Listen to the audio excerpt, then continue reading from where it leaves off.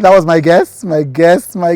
Oh God, see, my best conversations are the ones that are the warmest. Where the guest is kind and nice and generous. Those are the best conversations because it's not just about the interview, but about the connection. And I've admired Jim Ike. I've studied him. I've watched him. I'm a fan, but I didn't know the depths of his spirit. The compassion, the authenticity. The goodness that appeared to flow from him. We have a lot of great conversations on WithChude, but there are some of them that I say you have to watch. The truths that Jim Ike shares, the experiences Jim Ike reveals, the errors Jim Ike admits. You've never seen Jim Ike like this before. Today on WithChude.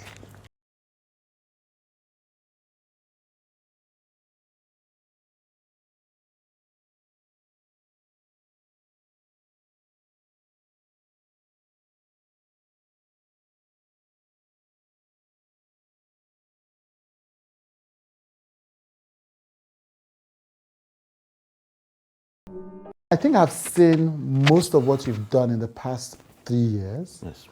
I've seen Backcoming, obviously. I saw Backcoming twice. I've seen Cold Feet, which I absolutely loved. We're going to talk about Cold Feet. Of course, everybody has seen Merry Men, so it's not really special for me to say I've seen Merry Men. I feel like I'm not just saying it. I feel like your acting has aged like fine wine. Do you agree? I won't put it as eloquently as you have, but nevertheless, it's been an evolution of sorts. Yeah. I've had to grow over the ages and take time to prioritize what was important to me as an artist, as a creator, as a leader of sorts in this establishment. I understood the assignment, so to speak, when you put it in proper street parlance. Yes. I didn't understand the responsibility before. I thought as an artist, mine was to make money, move my agenda, my vision forward, cater for the people around me that look up to me and I look up to. But when you're given a gift, there's a certain responsibility that comes to it.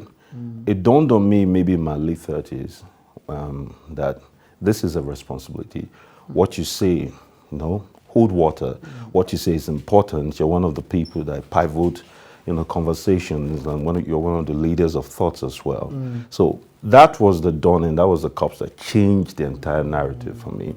I think when I arrived at that Rubicon, I understood that to amplify everything I say, it has to have very potent repercussions if it's not said properly or delivered properly.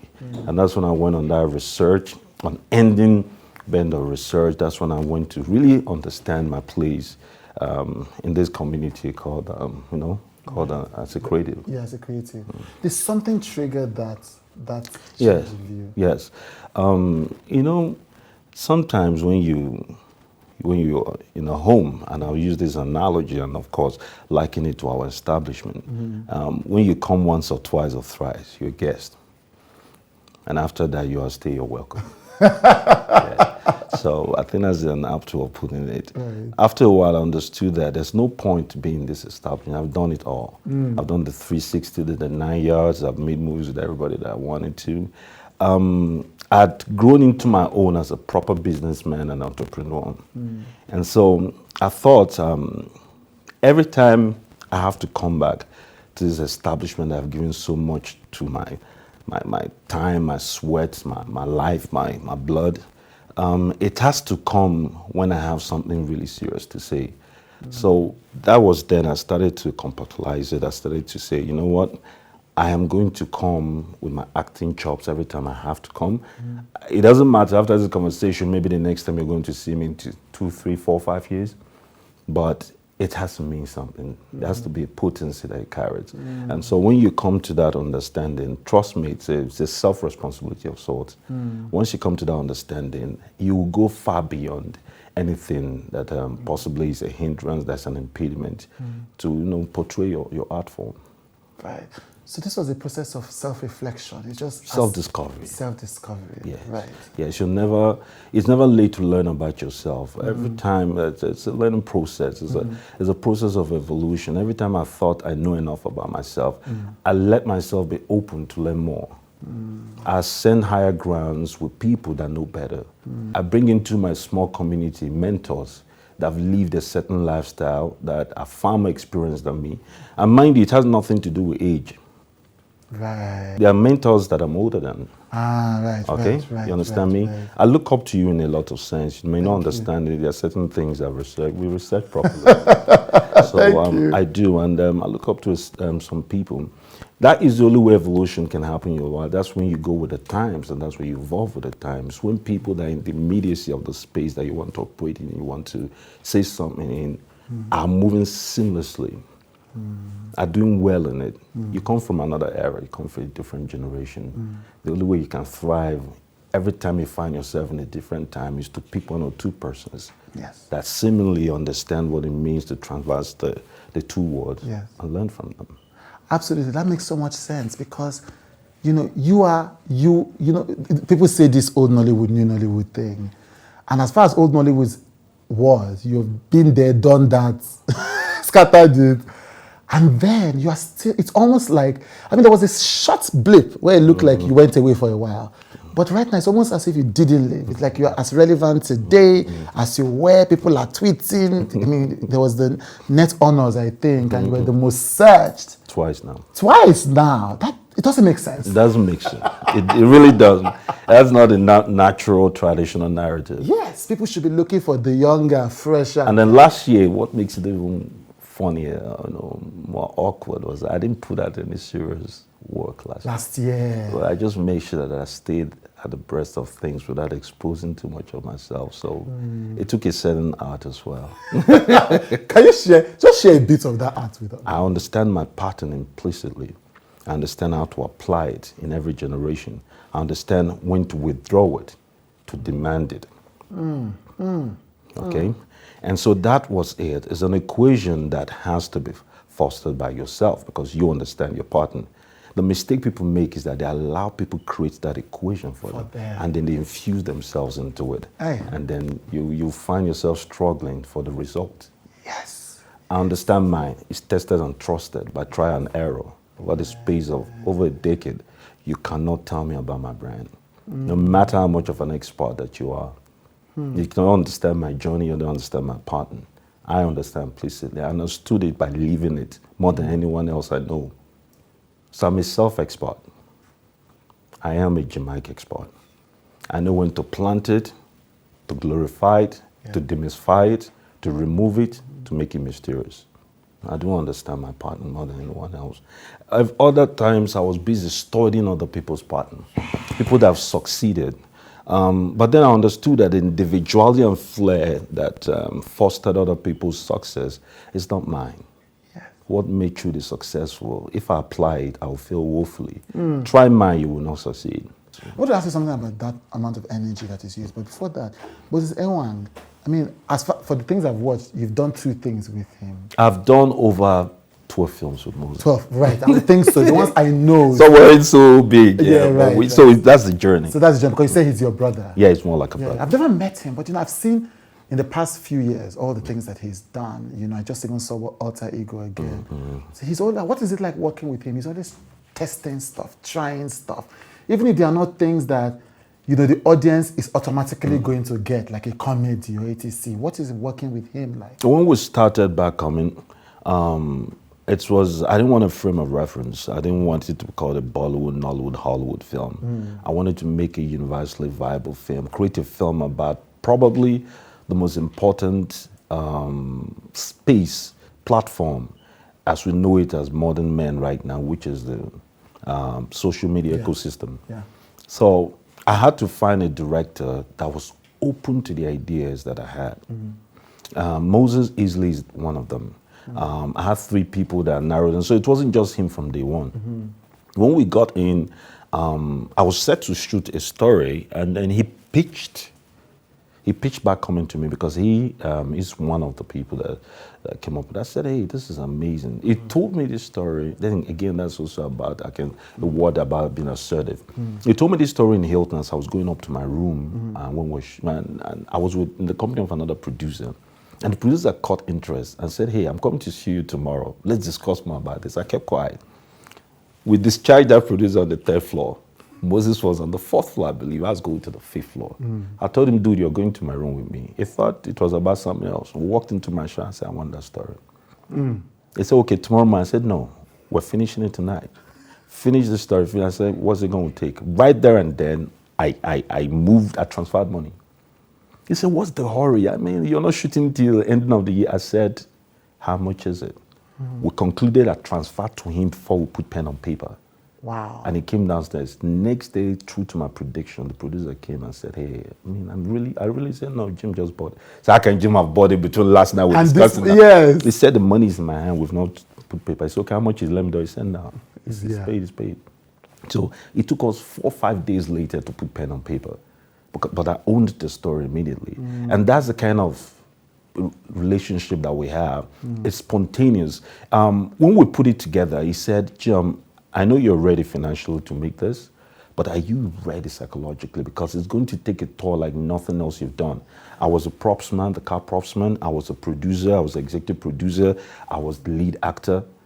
I was the property guy. Yeah. There was a lot. So it was like, no, you need to delegate. I said, no. The precision that's required to portray this story has to come from me. I can't delegate to any other person. They will fall short and I'll be forced to compromise. Let me hold myself responsible every time it falls short. And I know how I hold myself. I will go through this. But we did. And so that's the kind of guy. I needed somebody like Moses that's open to the cowboy motives that I had for Backcoming. So it's like that many times we got it right. We did 7 reshoots. That's why it transited the post-COVID era. It took us 1.5 years to put it, because every time an idea came, he would call me. I was in the States one time, call me and said, dude, shopping your holiday. There's something I just thought about. We have to go and do it. At some point, I was exasperated. I was tired. We fought over 20 times. We were quarreling like old couples back and forth. But I knew he came from a good place. And I trusted more than anything else his creative ideas. You have to trust the person you're co-creating with.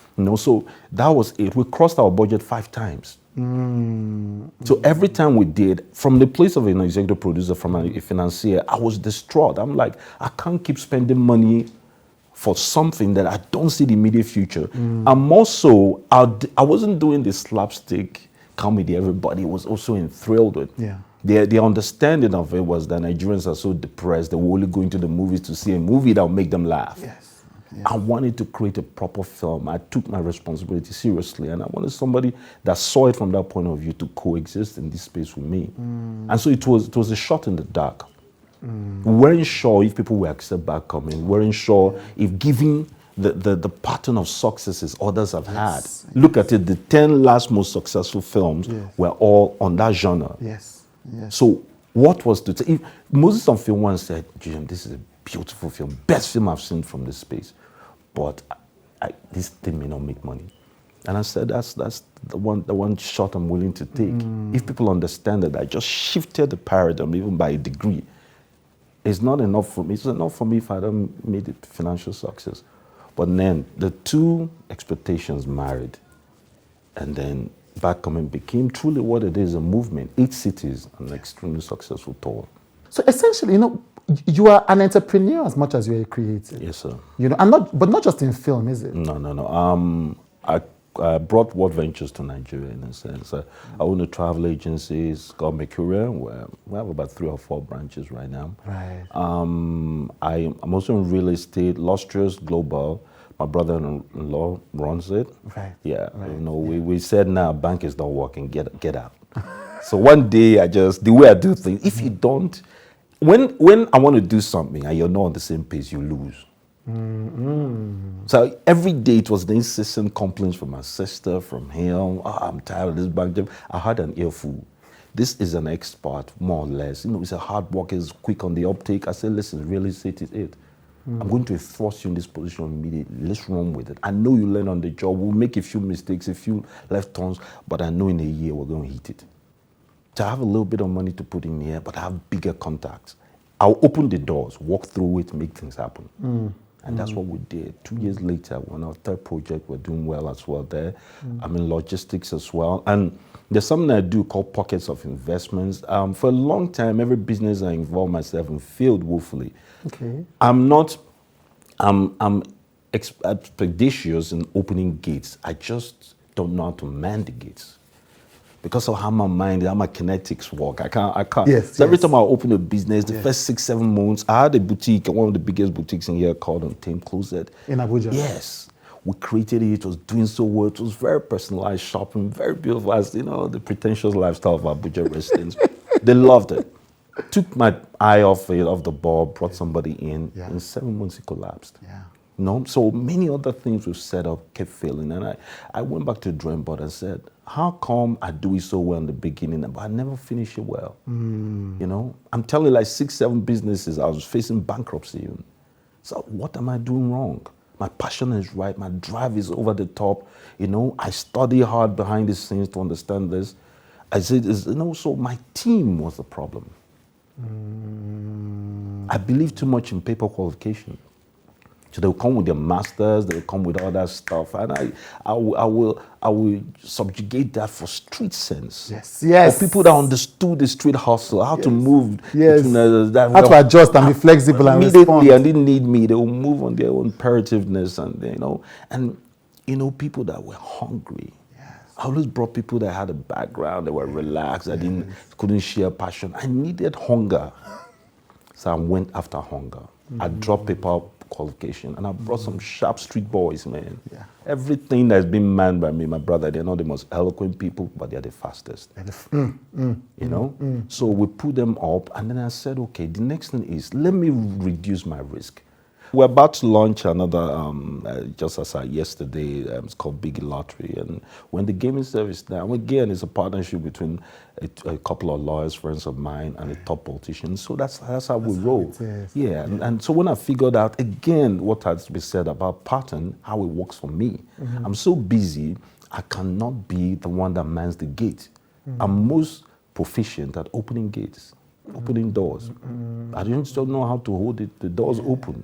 And so I brought people that understood how to. They don't know how to open doors, but they know how to man doors. Yes. And that's what you were saying about patterns. About patterns. You know yourself. And there are people that understand how to man this door, how to open, how to operate in a crowded space. They're social butterflies. They know how to walk the crowd. I don't know. I don't understand. It's never been me. I was born alone.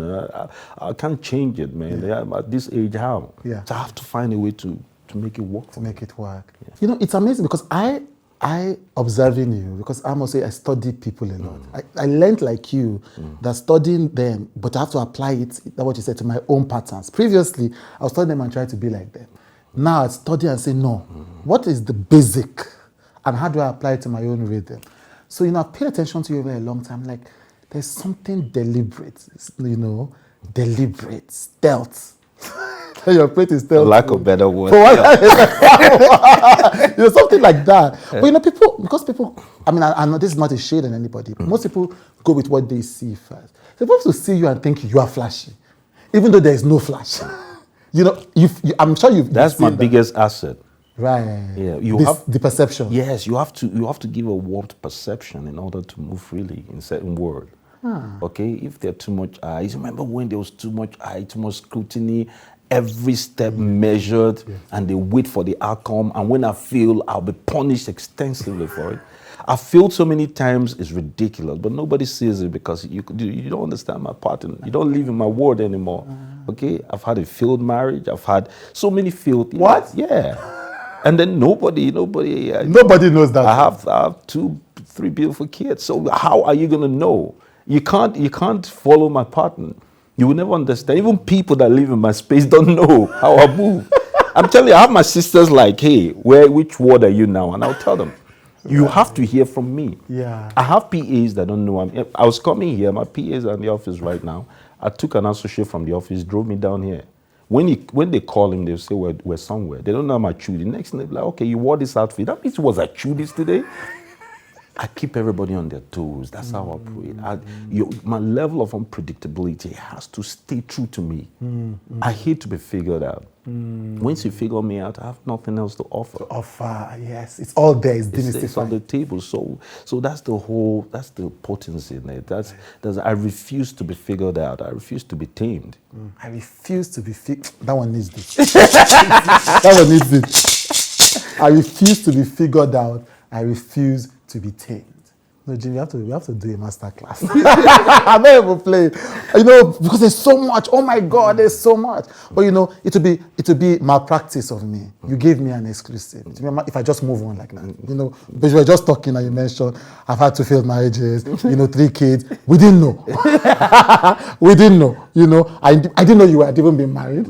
I only know your son. Yeah. How did you first, obviously, what happened with those marriages? Did you learn anything from those marriages? What caused them to fail, and what did you learn from that? I caused them to fail. Oh, wow. Yeah, I'm not the one that'll sit down here and berate anybody for my mistakes. The first thing they say to boss up, own up. Yeah, I was there's a part of me that would take the easy route out. Every time I did something mediocre in my life, I always did it when I was emotional. Because I'm extremely, extremely proficient in being deliberate and being strategic about everything I do. So every time I failed, it was because I got emotional. And then I became mediocre. Then I appealed to the smaller man in me, the superficial part, and the part that wasn't emotionally intelligent.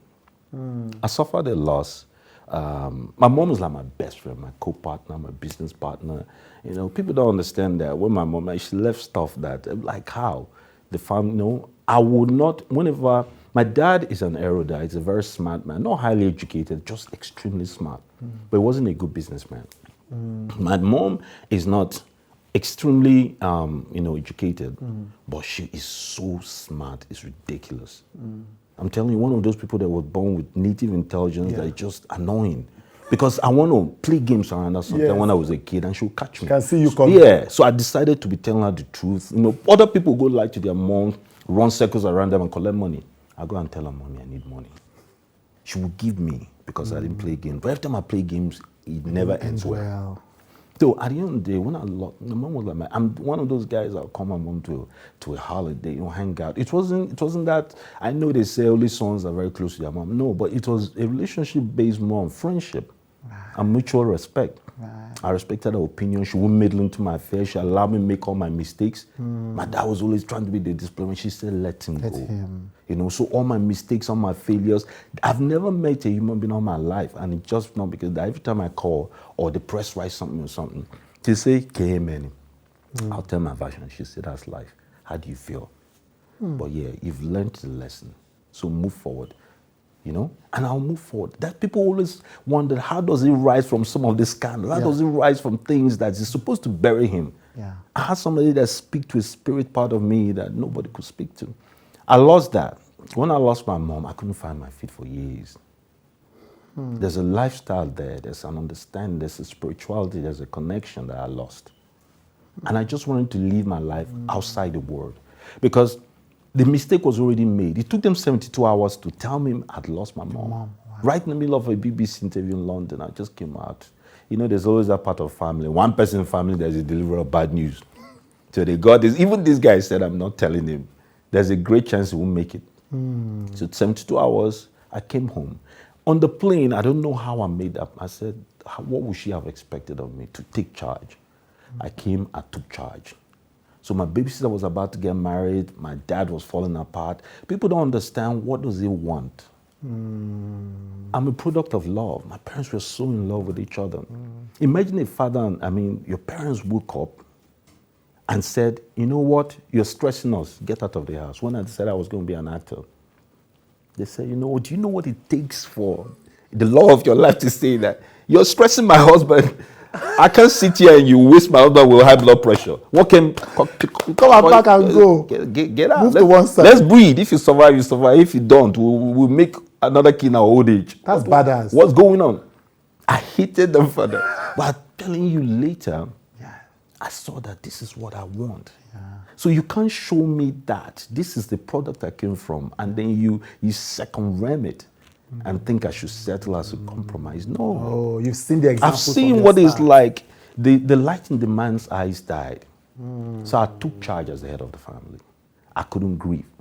I couldn't let myself feel. We finished the village had to be finished because she insisted she was going to be buried. My mom lived in London and Manchester, so we had to bring her back home, bury her there. Saw my sisters through the whole grief process. Started nursing my, after a while they go back to that childlike state. Yes. So I had to be there, making visits, making calls, being there. I forgot to grieve. I just thought that was what it took to get over it.